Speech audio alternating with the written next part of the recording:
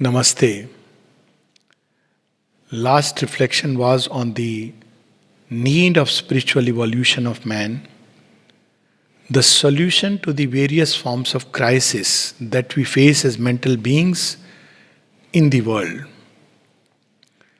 Just few days back, somebody was telling me, with all goodwill and very nice feeling when we see disparity in the world of various kinds, that the real problem, whether it be the virus or anything, is because of the big gap between rich and the poor. Well, it's said with a lot of feeling because one wants that there should be no poverty, which is wonderful. But why is there the gap between the rich and the poor? If we go deep into it, we will discover it's because of greed. Why is there greed? If we go deeper into it, we'll discover it's because the ego wants to appropriate things. It is never satisfied. It wants more and more and more. After we have made billions, some people like to give away a little bit as charity. There also they want their name. Bill Gates Charity Foundation. Azim Premji Charity Foundation. All this is very good, but real charity is that half a mango of that old lady where there is no name attached. And it is done not just for human beings, but for the evolution of human beings further, not just to further their condition. Often we understand by charity giving alms to the poor, distributing blankets, creating a nice school, free education, free hospitals. But that is perpetuating the human condition. That's what last reflection we were speaking about. The real charity is when we awaken human beings to a greater light, greater possibility, greater truth. And that's where spiritual evolution begins. When we understand that however much we may do, as long as human beings are driven by ego and desire, egoitis and desire-itis, as diseases, whatever you may do, you may make communism, socialism, or any kind of mixture, any kind of government, the best human being possible at the helm of affairs, invariably it will one day or the other collapse because human beings are driven by something. It's like you may train a monkey to live with you in the room, but one day he's going to spoil your things and their order. You may put a snake inside a glass jar and think it's a pet snake, but one day it will come out and bite you because the snake knows only that. So if human consciousness doesn't change, there is no permanent solution to the world problems. We'll only exchange things. We'll change things on the surface. We'll do denting and painting, not the real thing. So that is why change of consciousness is what is meant by spirituality. So we must be clear what really is this spiritual evolution or spiritualization of the race, as Sri Aurobindo calls it. If man could consent to be spiritualized, it is not just the same as having spiritual experiences by following a certain path and doing certain practices. Because we may say there is nothing new about it. After all, since millenniums, human beings are engaged in some kind of spiritual practices. Now, it is true that there are many who have never understood it as spirituality, but have reduced it to religion. Some others to philosophy. It's understandable. This should be the bare minimum that we know the difference between religion and spirituality. Religion is lost in its externalities, in a system, in a rigid doctrine, dogmas, exclusivity, ritualistic outer acts, etc., which a person must subscribe. If you belong to a certain religion, God has a certain form, certain aspect, and that's the end of the story. There is no effort at self-evolution. In religion, you have to conform to a certain kind of belief system. And that belief system may be good, but nevertheless, there is no urge to evolve further. But in spirituality, there is an urge to grow further. Now, that's where we have to understand the difference between one type of spiritual evolution, where there is an evolution of the soul from its involution in the animal state to a human state to a more and more godlike state, till it reaches a point where it fuses with the Supreme and is done with life and birth and death. This is one line of spiritual evolution. The Vedanta speaks about it. It's as old as the roots of the Himalayas, because with the Himalayas, yoga was born in modern age. As we know that the Matsya Avatar, the story of the previous Pralaya, Himalaya emerges and it's tied and he goes to one of the lands in the Himalayas, in the ice, and then the whole creation starts again, the previous ice age. So that is, it's not about the only about the soul's evolution.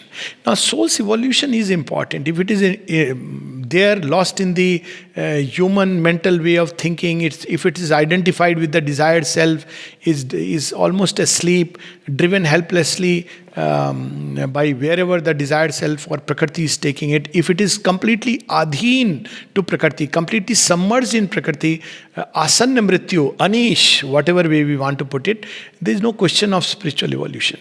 So spiritual evolution does start by disengaging the soul from nature. This is the first fundamental step.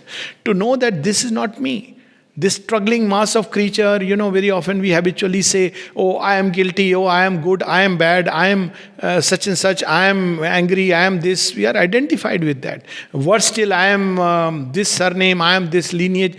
That is still more gross. But the first thing is to learn to disengage. This is common to all yogas, including this one. Mother speaks about stepping back from the whirl of forces. And then the next is to upgrade the soul. It must turn, instead of being involved with this lower nature, it must turn upward towards something higher and greater. The divine, it should be the need of our life. Not because we get some power out of it, not even because we'll get protection, not even because, it'll be good for us, but simply because the soul is drawn and attracted as helplessly as an iron filing is drawn to the magnet. As we know in Savitri, the line, she is the magnet of our difficult ascent. So as a magnet pulls iron, so must our raw soul, which is just emerging out of the complete identification with nature, begins to emerge out. First it becomes a Sakshi, and then it begins to turn toward the divine. Now this is the line of evolution which has been carrying on so far.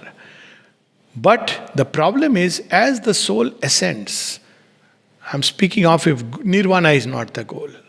But if we take the path of the rishis, then as the soul evolves further, ascends to higher and higher levels of consciousness, it begins to experience this world in a different way.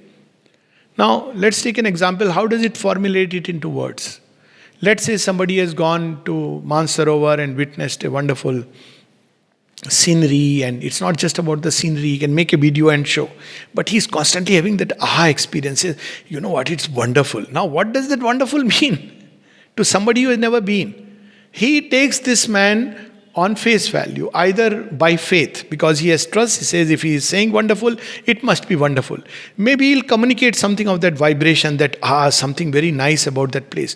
Or maybe he'll completely discard, oh, this man is exaggerating. What is there about Mansarovar? We have Mansarovar garden nearby. There is a nice garden in Delhi, and nice houses, and he probably is referring to that. Or somebody may even say he's crazy because nowhere there is a mention about Mansarovar. No scientist has ever discovered Mansarovar. So some crazy people come and talk about Mansarovar and the mythical swans.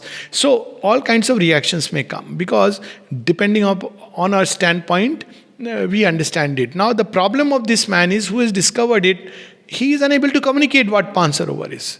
Even if he tries to describe, he will still describe it within the limits of the human language. Now, this is the first hurdle he will experience. Second, how does he express it, that state, in feelings? He is experiencing a wideness beyond measure. So what does he do? He comes back, let us say he's a family person, comes back to the family. Because you don't have to discard anything. Now, the family may want the person to act within a certain frame. You see, it's so difficult to be in that state of consciousness and then act within a certain frame, be identified with that old thing about your surname, your so-called family of birth. All this will drop away. When somebody asks Sri Aurobindo, strangely, I no more feel that kind of attachment to my family of birth, to my parents, etc., as I used to feel earlier. So, is it like I am growing insensitive? Sri Aurobindo said, no, it is a release, because family attachments to families of birth are often tamasic in nature. Because we are attached by the physical ego. We are attached simply because we have lived with some people for a number of years. I often, in my youth, I used to ask this question. I said, supposing I had some other set of parents, would I still be attached to the same parents? No, I wouldn't even know. Would I still like to spend time? I mean, wonderful parents I had, but still, anybody, to each one, one's parents are wonderful. But would one be attached? One gets attached simply because they are the people with whom one has grown up. And one has a certain kind of relation and interchange. But in this new consciousness, when one experiences the wideness, That is what we see when Yagnavalk is wanting to go into the forest, and he says that, well, I want to share my property equally between both his wives, Katyayani and Maitreyi. Katyayani is happy, both are happy with, he is a wonderful rishi and they love him and he loves, they know that here is a genuine person who has loved without attachment, and now he wants to go. But Maitreyi questions him. She says, well, I don't want your property. I want that knowledge, that love which is inside you. Where do you get it from? I've been observing you for so long. I want that. My eyes are on that. Then he gives her a beautiful message, which is we all know now, that one does not love the wife for the sake of the wife, but for the sake of the self. It's a small little story where he reveals the secret of relationship. Now, but when we begin to look at each relationship as a yagna, as a means of purification, as a means of refinement, then it's a very different thing. We are no more living for the ego satisfaction of oneself or of the other, but we must act according to the law of truth. The typical example is, let's take for example the Mahabharata. Now in Mahabharata, Dhritarashtra knows that my children are not doing a good deed, but he is attached. Had he loved them, he would have stopped the Dyut Krida and the Sabha. Had he loved them, because then he would have done good to them and he would have acted according to the law of truth. Bhishma also doesn't act according to the law of truth, though he is a developed human being.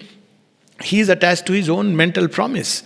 So with everybody, one way or the other, Dronacharya is attached to his own dole that he is getting from the king. Karna is attached to his own misguided sense of being grateful towards his generous friend who has given him a kingdom.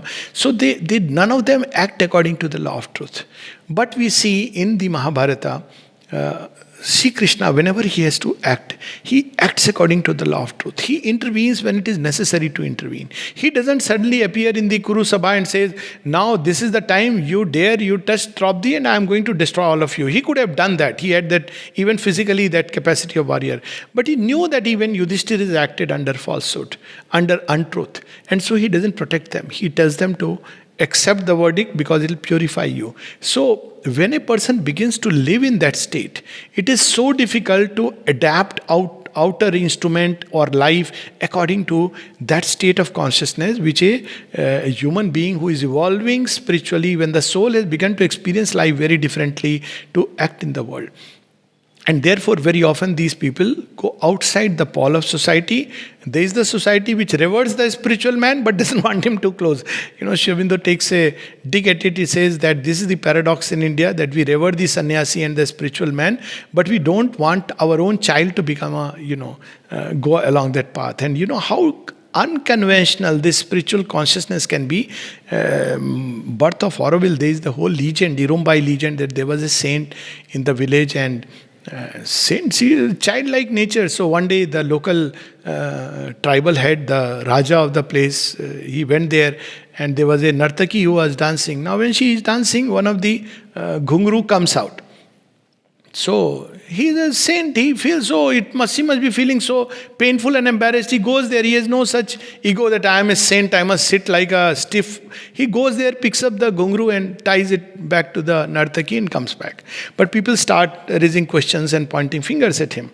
Now you see the social consciousness. And when he sees that, he is asked, the king says, no, we thought you are a saint, but your behavior was very unsaintly, so you leave and go away. So he goes away. But in the bargain, the village is cursed. So famine started developing, and over a period of time, the whole kingdom became Ujad and Viran, and so barren. So when they went and prayed to him, he says, oh, is it? Then he says, don't worry, after a few hundred years, people from all over the world will come and plough this land. It will become once again fertile. So, that is what probably Auroville is, when people from all over the land came. But look at the unconventional nature. So now that happens because our natural instrument, the mind, life and body, are not ready to adapt to this evolving consciousness. And therefore, some people who saw that there is no parity between this new consciousness and the instrumental nature, they declared that it is impossible. At a mind level, maybe it is possible. At a heart level, already it will start creating social disorder. But still, maybe it is possible. At the level of life, impossible. This consciousness and life, they are not at all in parity.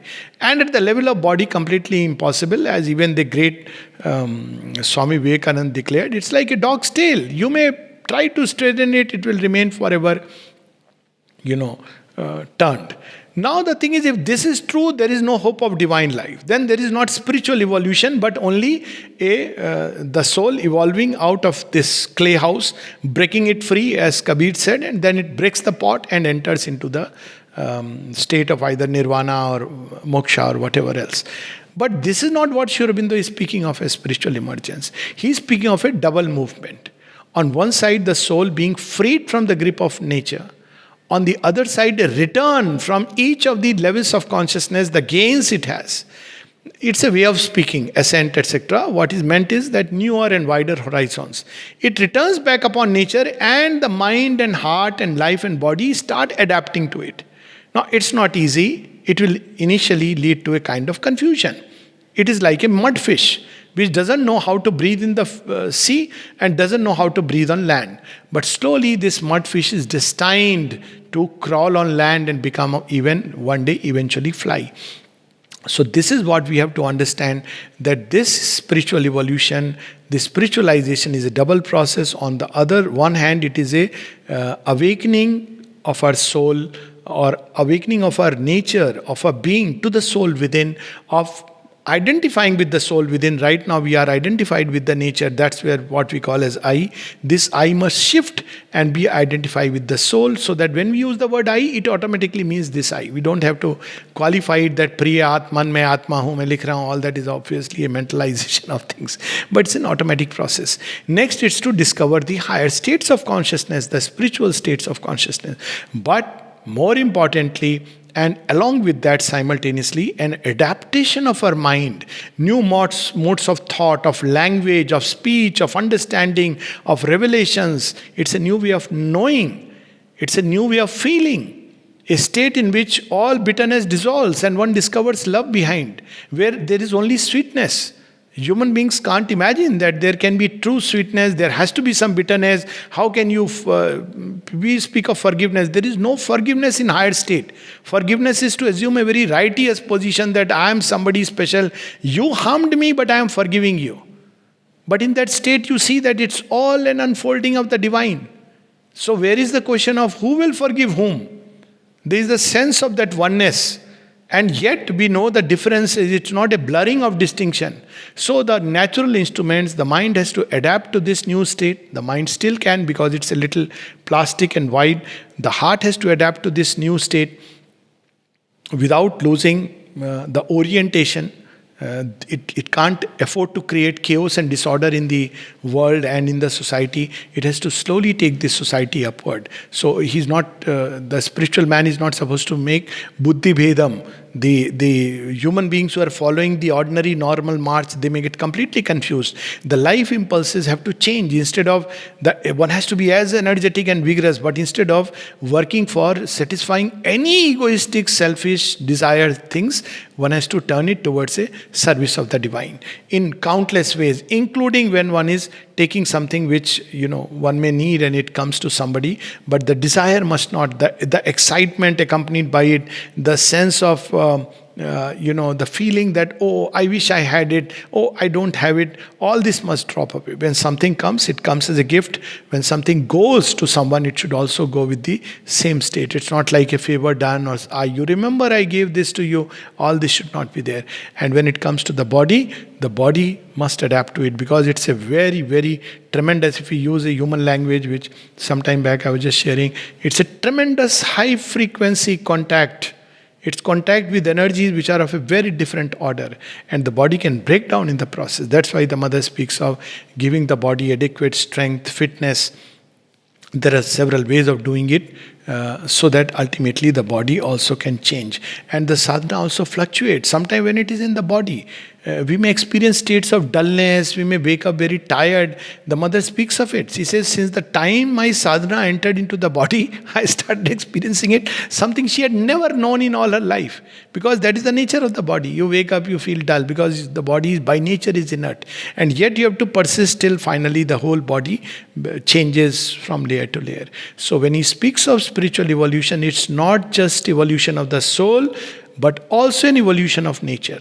Evolution of nature is not just the upgrading of our inner being from the human to the higher spiritual being, but also the upgrading of the instruments that nature uses for its expression. Right now, the lower nature, but a higher supernature will use, which means a change, a transmutation of the brain, of the heart, of the lungs, kidneys, livers, all the organs, and even the limbs. They all must be transmuted under the pressure of this growing consciousness. That is how they will be, instead of a human species, first many subspecies, where one will be driven by higher and higher states of consciousness, even though, and the body itself will become more and more subtle, but the body substance will begin to change under the pressure.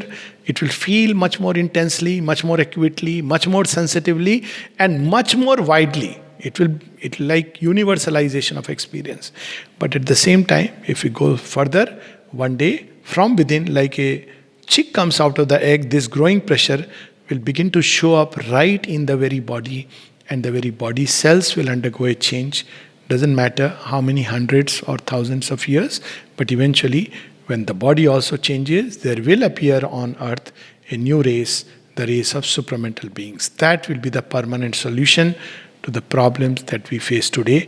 And that is what is meant by spiritualization and spiritual emergence, and not what is ordinarily understood, that we pick up any spiritual path, have some nice, wonderful experiences, and well, that is what Sri Aurobindo speaks about as spiritual evolution.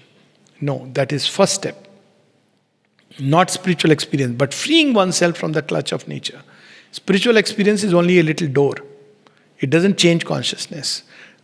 But an actual freedom from ignorance which leads to reversal. Yes, that is the first step, but not the last step. We can close with a line from Savitri. To free oneself was but one radiant step. Here, to fulfill himself was God's desire. Thank you.